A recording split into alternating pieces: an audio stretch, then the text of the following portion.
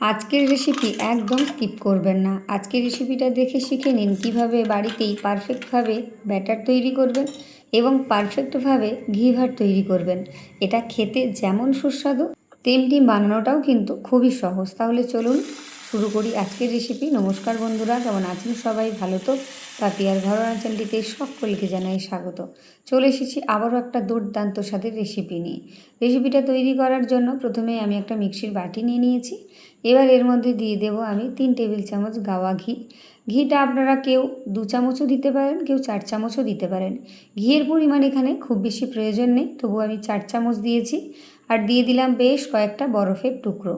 এবার ঢাকা দিয়ে আমি মিক্সিতে একটু ছেড়ে ছেড়ে 2-3 বার ঘুরিয়ে এটাকে আমি ভালো করে মিক্সড করে নিচ্ছি।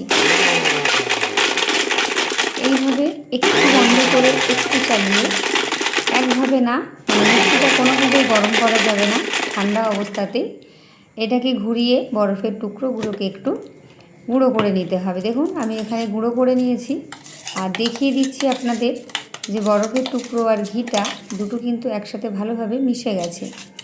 এইভাবে বানিয়ে নেবেন, তাহলে খুব তাড়াতাড়ি একবারে ব্যাটার আপনারা তৈরি করে নিতে পারবেন পারফেক্টভাবে। এই দেখুন ছোট ছোট বরফের টুকরো আছে আর ঘিটাও বরফের টুকরোর সাথে বেশ অনেকটাই মিশে গেছে।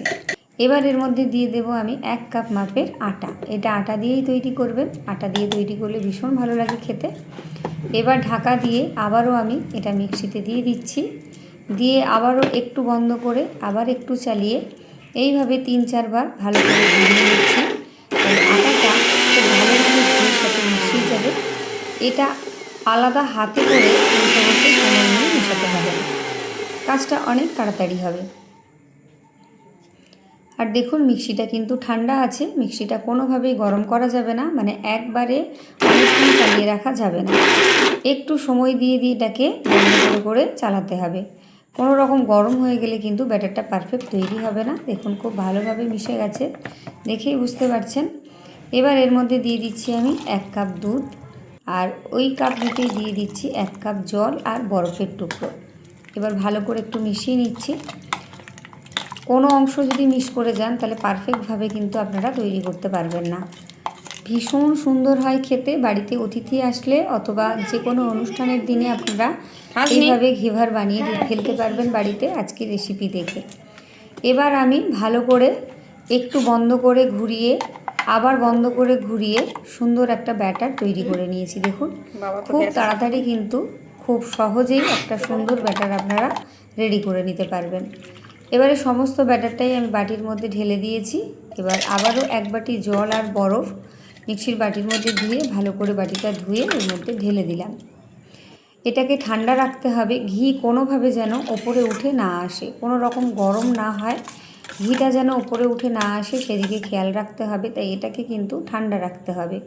আবারও আমি 1 কাপ জল দিয়ে দিলাম। মোটামুটি এখানে 1 কাপ দুধ আর 3 কাপ মতো জল দিয়ে ব্যাটারটাকে পাতলা করে নিয়েছি। এবার এর মধ্যে দিয়ে দিলাম বেশ কিছুটা বরফের টুকরো। ব্যাটারটাকে একদম পাতলা রাখতে হবে আর বরফ দিয়ে ব্যাটারটাকে ঠান্ডা করে রাখতে হবে।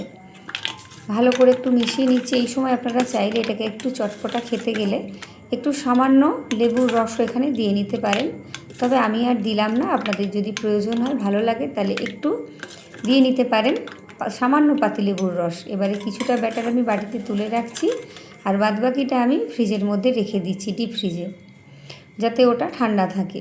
এবার একটা আপ্পে প্যান বসিয়ে দিয়েছি। প্রত্যেকটা প্যানের খোপের মধ্যে আমি তেল দিয়ে দিয়েছি, তবে খোপগুলো ভর্তি করিনি, একটু ফাঁকা রেখে রেখে তেল দিয়েছি। কোনো রকম মোল্ড লাগবে না, আপ্পে প্যানেই আপনারা বানিয়ে নিতে পারবেন। গ্যাসটাকে মিডিয়ামে রেখেছি আর তেলটা যেই গরম হয়ে গেছে অমনি আমি 1 ফোঁটা 2 ফোঁটা করে ব্যাটারটা দিতে শুরু করেছি। এটা বানানো খুব সহজ, কিন্তু এই যখনই আপনারা ঘিভারটা বানাবেন তখন এই তেলটা ভীষণভাবে ছিটকোয়, এটাই একটা সমস্যা। এছাড়া ঘিভার বানাতে কিন্তু কোনো রকম সমস্যা নেই। খুব তাড়াতাড়ি আপনারা পারফেক্টভাবে কিন্তু ব্যাটার তৈরি করে রেডি করে নিতে পারবেন। আর ব্যাটারটা যে আমি কতটা পাতলা করেছি সেটা নিশ্চয়ই আপনারা দেখে বুঝতে পেরেছেন। একদম জলের মতো পাতলা হবে, কোনো রকম লেয়ার থাকবে না। যারা এতক্ষণ ভিডিওটা দেখেছেন একটা লাইক করে দিন, লাইক দেওয়া হয়ে গেলে একটা হাইপ করে দিন, হাইপ করে একটু পয়েন্টটা বাড়িয়ে দিন। যারা প্রথমবার আমার রেসিপি দেখছেন, যদি ভালো লাগে তাহলে অবশ্যই ভিডিও শেষে গিয়ে একটা কমেন্ট করে যাবেন। আর কে কোথা থেকে দেখছেন অবশ্যই কমেন্ট করে যাবেন, আপনাদের প্রত্যেককে আমি ধন্যবাদ জানাতে পারবো। আর যাদের একটু বেশি ভালো লাগবে তারা সবার মধ্যে একটু শেয়ার করে দেবেন, যাতে তারাও এরকম নিত্য নতুন রেসিপি বানিয়ে খেতে পারে। দেখুন, এরকম গ্যাসটাকে বারবার একটু বাড়িয়ে কমিয়ে নিতে পারেন, আর 1 ফোঁটা 2 ফোঁটা করে দিতে থাকবেন। খুব বেশি একসাথে দিয়ে দিলে কিন্তু দলা পাকিয়ে যাবে, এই রকম মুচমুচে আর জালিদার তৈরি হবে না। ভীষণ সুন্দর করে জালিদার তৈরি হবে, আর ছোট্ট ছোট্ট আকারে তৈরি হবে, দেখতেও সুন্দর লাগবে আর তাড়াতাড়ি হয়েও যাবে। মাঝে মাঝে গ্যাসটাকে একটু কমিয়ে বাড়িয়ে নিয়েছি, আর খুব বেশি তেলও লাগে না, তবে তেলটা একটু ছিটকে যায়। দেখুন, মাঝখানেরগুলো আগে হয়ে গেছে, আর ধারেরগুলো একটু দেরিতে হবে। ধারেরগুলো যেগুলো হয়ে যাবে সেগুলো নিয়ে আমি মাঝখানটায় দিয়ে ভেজে নেব। এইভাবে সমস্ত ব্যাটার থেকে আমি এই ঘিবারগুলো রেডি করে নেব। যেগুলো ভাজা হয়ে গেছে একটু সাইডে তুলে দিচ্ছি, এর থেকে তেলটা ঝরে যাবে, অনেকটাই তেল থাকে এর মধ্যে।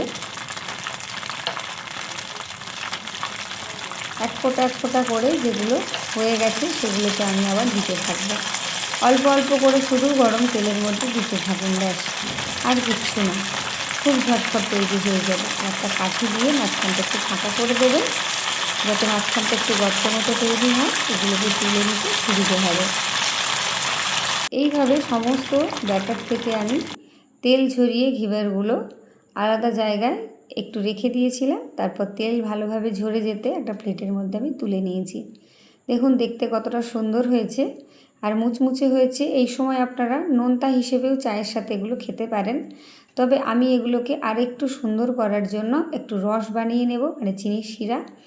তার জন্য 1/2 কাপের একটু কম চিনি আর 1 কাপ জল দিয়ে দিলাম। এবারে গ্যাসটাকে জ্বালিয়ে আমি হাই আঁচে এই চিনি শিরাটা তৈরি করে নেব। ভালো করে প্রথমে একটু নেড়ে চেড়ে নেব।